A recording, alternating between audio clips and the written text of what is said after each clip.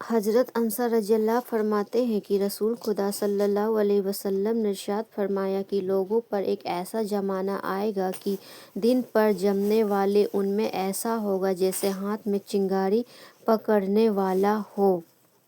یہ زمانہ اس وقت موجود ہے کیونکہ ہر طرف بد دینی، بے حیائی اور فحش کاری کا ماحول ہے،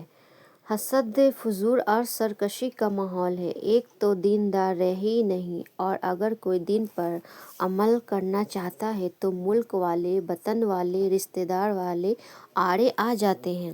دین کا درد پیدا کرنے اور بدگمانی کے ماحول سے نکلنے کی طاقت حاصل کرنے کے لیے خانقاہوں اور دینداروں کی مجلسوں میں شرکت کرنا بہت ضروری ہے۔ جب انسان بد دینی کے ماحول سے گناہ اپنا سکتا ہے تو بد دینی کے ماحول میں پہنچ کر نیک بھی بن سکتا ہے۔ اگر کسی وجہ سے دینداروں میں دور ہو تو بد دینوں سے بھی دور رہیں۔ اسی سچائی کو دیکھتے ہوئے رسول خدا صلی اللہ علیہ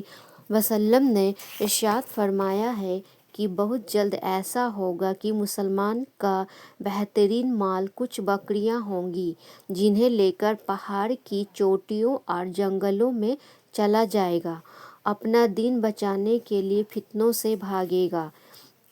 ایک حدیث میں ہے کہ رسول خدا صلی اللہ علیہ وسلم نے ارشاد فرمایا کہ بہت جلد فتنے پیدا ہوں گے، اس وقت بیٹھا ہوا کھڑے ہوئے سے بہتر ہوگا، کیونکہ بیٹھا ہوا انسان کھڑے ہوئے انسان کے مقابلے میں فتنے سے دور رہے گا، اور کھڑا ہوا چلنے والے سے بہتر ہوگا، اور چلنے والا دوڑنے والے سے بہتر ہوگا۔ جو انسان فتنوں کی طرف نظر اٹھا کر دیکھے گا، فتنے اسے اچک لیں گے۔ اس لیے اس وقت جسے کوئی بچاؤ اور پناہ کی جگہ مل جائے تو وہ پناہ لے لے۔ فتنے کے وقت اللہ کی عبادت میں لگا رہنا بہت زیادہ فضیلت رہتا ہے۔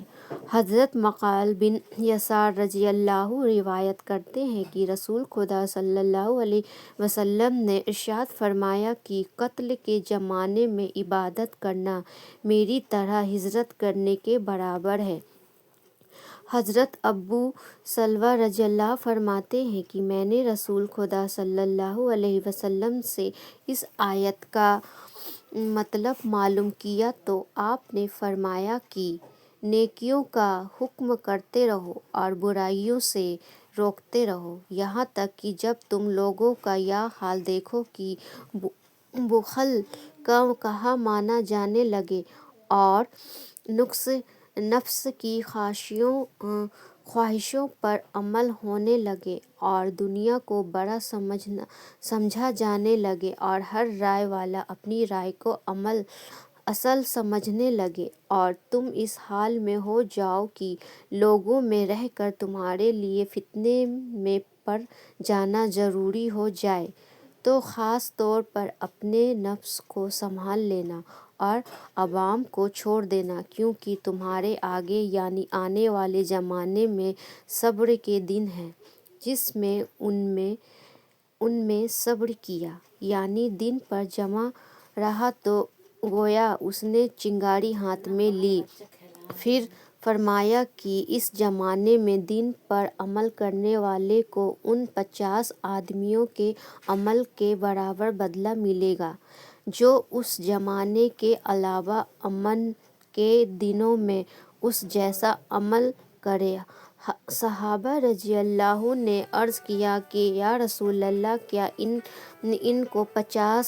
انسانوں کا بدلہ ملے گا؟ آپ نے فرمایا تم میں سے 50 عمل کرنے والوں کا اجر ملے گا۔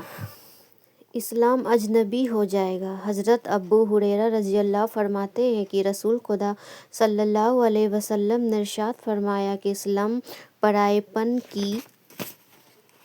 حالت میں ظاہر ہوا تھا کہ اس میں لوگ بھاگے تھے اور کوئی قبول کر لیتا تھا اور بہت جلد پھر بیگانہ ہو جائے گا جیسے کہ شروع میں تھا، چنانچہ اسلام پر عمل کرنے والا کوئی ہی ملے گا۔ پھر فرمایا کہ سو ایسے لوگوں کو خوشخبری ہو جو اسلام پر چلنے کی وجہ سے بیگانے